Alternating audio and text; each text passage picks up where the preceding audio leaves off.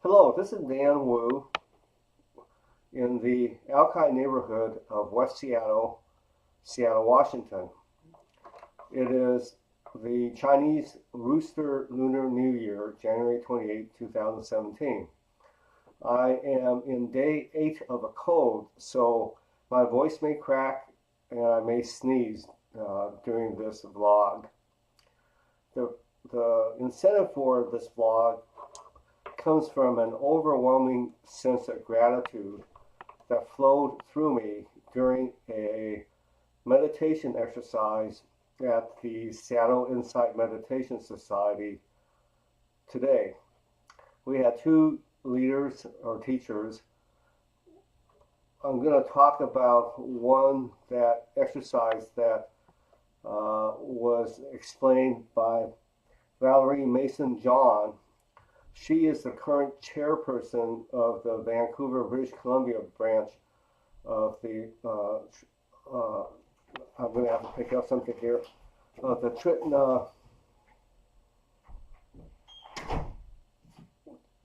Triratna Center, Buddhist Center. That is the name that replaced, name an organization that replaced the former Friends of Western Buddhism, whose main headquarters are in Great Britain, though they have branches all around the world. It's actually a branch of Buddhism from which I have learned a lot through the writings and teachings of a number of its teachers in the UK, and now Valerie Mason John. She's also the author of several books, including this one called Detox Your Heart. It was recently published.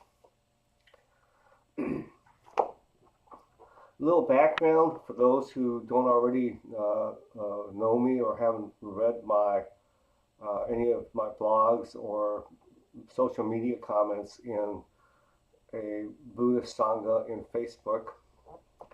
I've been practicing for more than 14 years,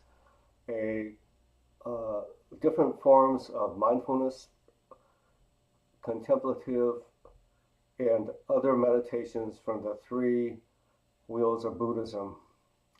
They include Vipassana or insight meditation that came from the four foundations of mindfulness or the Satipatthana Sutra.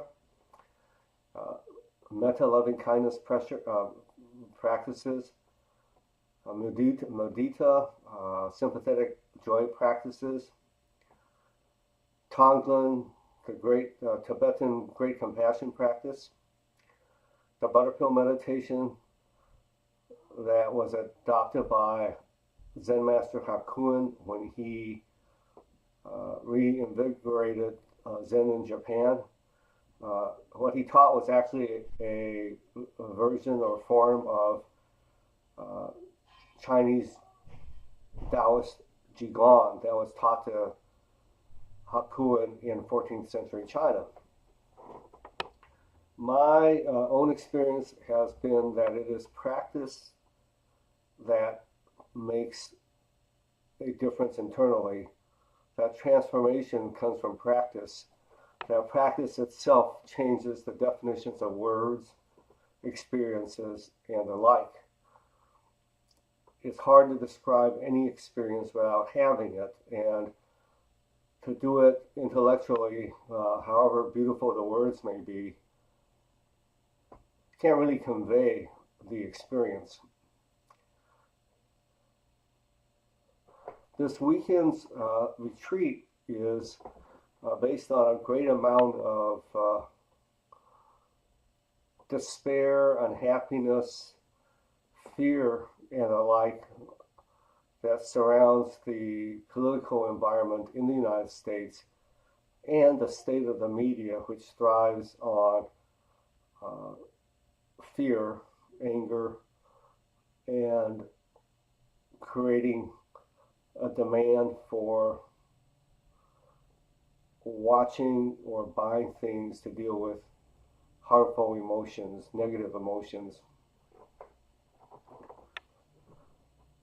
Because I had been practicing for over 14 years and have gone through many life experiences that are common to many people, and have undergone transformative experiences in meditation practice. When I go to these retreats, it's not only to learn more, but also to try to attend and pay attention with a beginner's mind.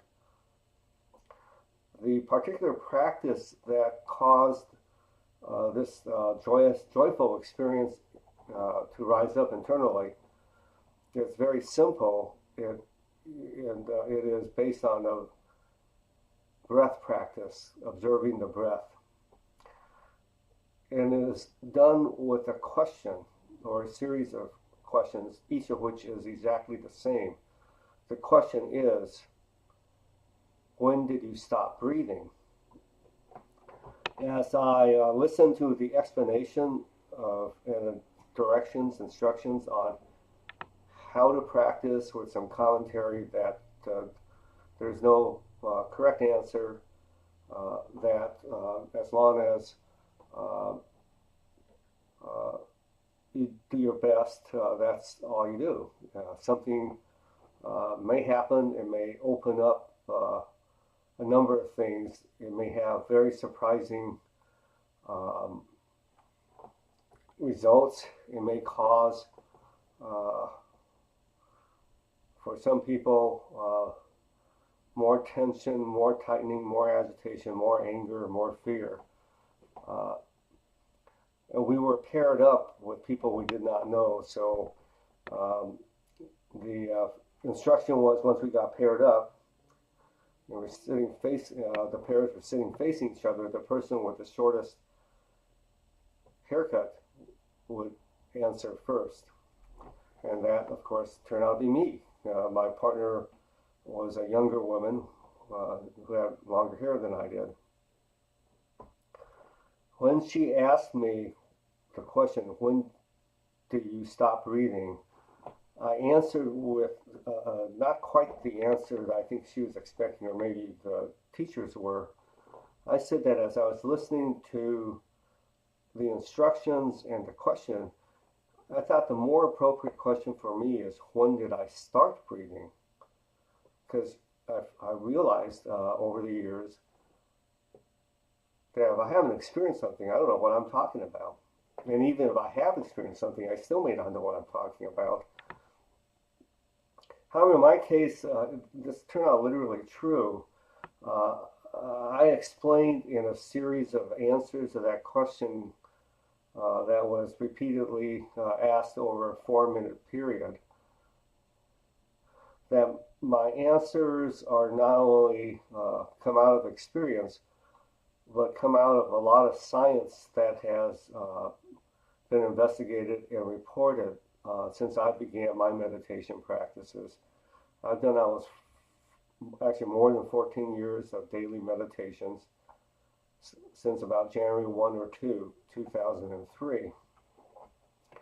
And since once I started investing time in the practice, I also became interested in the philosophy and texts, academic as well as historical materials such as the sutras or suttas, depending upon whether you're looking at Pali or Sanskrit, and also the voluminous writings and translations of writings or sermons or dharma talks over the last few thousand years to the present. And I've done, as a result of that, I spent a lot of time in contemplative practices, or the fourth foundation of mindfulness,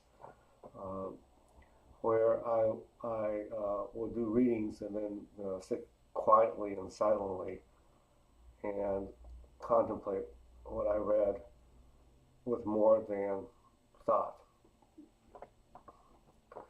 So once I gave a little background to my partner when she asked the question again, I told her as an embryo And I explained that in evolutionary biology or epigenetics, scientists have discovered that parents who go through war zones or other periods of great trauma pass on their anxiety, stress, panic to the embryo. And I've since read scientific reports that results of all of this changes the neurology and neuroscience of the autonomic systems of the developing child and the architecture of the brain. And what happens is that the biology of the child, which carries on into adulthood, include effects on gene expression, on the amygdala area of the brain, on primitive emotions, on flight and fight response, on many things throughout the body. One of which is natural breathing. I have an analogy that I don't think I have read anywhere, but after a few years of meditation, it just popped up in my brain one day, using the analogy of deep sea divers. As you go deeper underwater, you're under more and more pressure. And I don't remember what day it was. One day in a meditation, it popped out in my brain that to think I am out of I'm no longer submerged in such water, I'm not drowning, is a fantasy. Because how do I know? I already knew from a few years of meditation that the first, as some of the embodied trauma in my body changed, I did experience different levels of breathing. And that's why, for me, the better question, or the more appropriate question, especially in the meditation practice, has been, when did you start breathing? If I'm 100 fathoms underwater, I go up 20 fathoms, there's a change in pressure, but I'm still under pressure. If I'm drowning 100 fathoms underwater and I'm taking up 90 fathoms over however length of time, I can't breathe going up 90 fathoms. I'm still 10 fathoms down. I'm still drowning. And that is when this incredible amount of joy and gratefulness went through to me.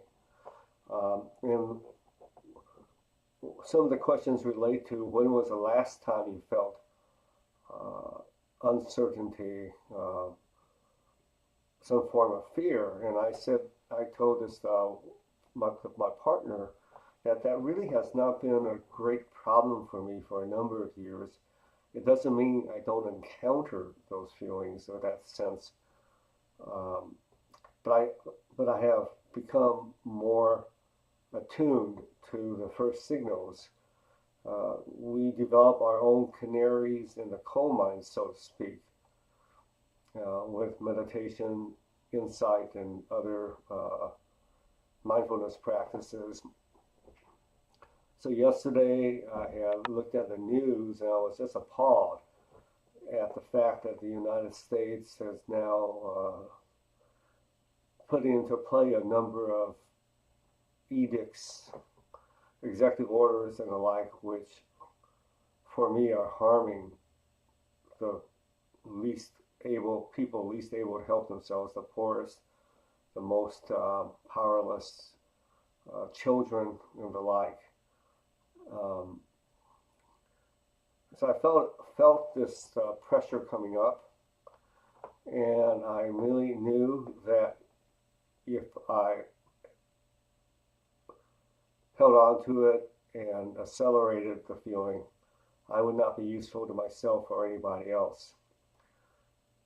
Plus, in that question about when did you stop breathing, when you stop breathing, or when you are not fully breathing, you know the amount of ability of our eyes to see, of our brains to perceive, of our hearts to pump, all that gets diminished.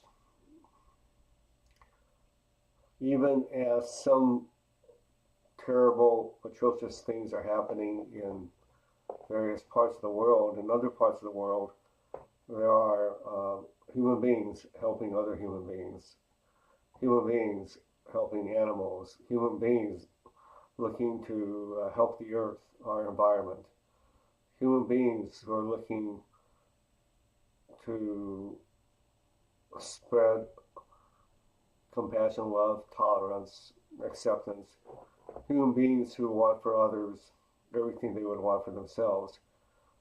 And it's that insight that can become covered up if we unconsciously let it. The Buddha himself went into an existential funk when he escaped his father's palace and actually went out to look at how other people lived. And he saw poverty, he saw aging, he saw disease, he saw a dead person. And that threw him into such a loop that he left his riches to look for a meaning in life. So even in his time, there were deaths, there were diseases, there were innocent people dying, there was poverty. Life isn't easy. We all sometimes get so enamored with our own problems that that's all we're thinking about, and we don't see everything. We don't see all the light. I've mentioned in the past that one of my experiences in meditation happened after 10 months of meditation when my vision changed. When I saw colors differently, they were more vibrant. I saw light differently. And those changes were permanent, though I can pull myself back into a sort of darkness if I allow myself to be trapped by my own thinking, and also primitive fears, anger and the like, to be essentially a robot, to be conditioned just to react to things inside or outside without any kind of reflection. That's why when I heard the start of the instructions, and then after the midway through the exercise, I just got flooded with joy.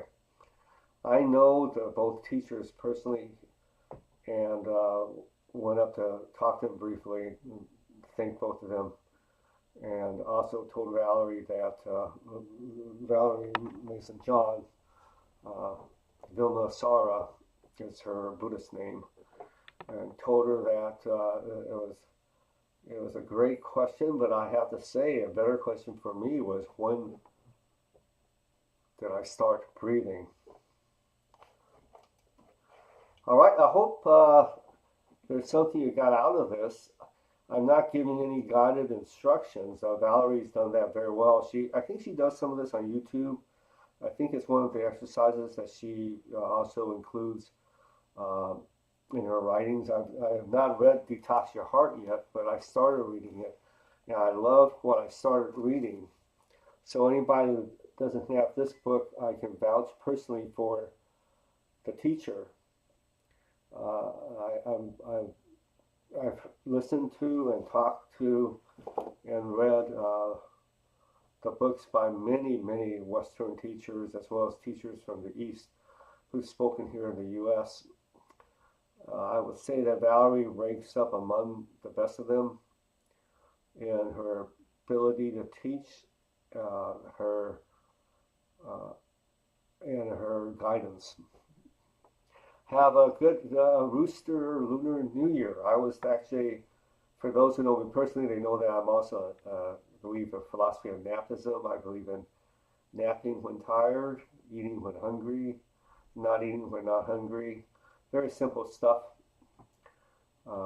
It's really not a belief, I should say. I just I pay attention and I do it, and life has gotten simpler. I still have to keep, or I still want to go to uh, like-minded people at Buddhist retreats or other retreats. I like to learn new things, so it's not as if I feel like I can just do nothing and uh, be happy. However, I can nap and do nothing while napping and be quite happy. Same is true with meditation. I've learned that doing nothing is actually not the same as doing nothing. That when we are silent, when we meditate, when we sleep, some wonderful, miraculous things are happening inside our own bodies. Again, this is the end of this one, and have a happy beginning Lunar New Year.